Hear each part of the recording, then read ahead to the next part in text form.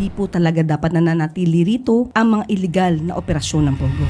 Hi ma'am. Speaking of Senator Risa Hontiveros, she expressed alarm recently over the resurgence of Pogos almost 2 months after the ban on Pogos took effect. Sabi niya na reinvent lang daw itong mga Pogos na to into other scam operations. Ano po ang ginagawa ng palasyo tungkol dito? Makikipag-ugnayan po tayo sa ating mga ahensya na dapat na tumugis kung meron pa pong mga Pogos dito na siyang nagtatrabaho, nag-ooperate ng walang lisensya. Obligasyon po ng gobyerno na tugisin ang mga ito dahil sila po ay illegal.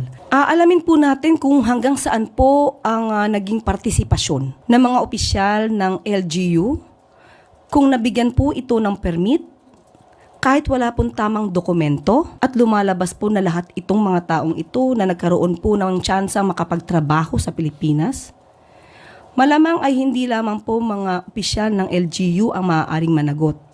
Kailangan po nating matrace kung paano nakapasok ang mga foreigners, Chinese nationals in particular, or may iba pa, no? May iba pa pong foreign nationals. At ito po ay pag-aaralan natin at makikipagtulungan po tayo sa lahat ng ahensya para masugpo ito and at the same time mapanagot ang dapat mapanagot.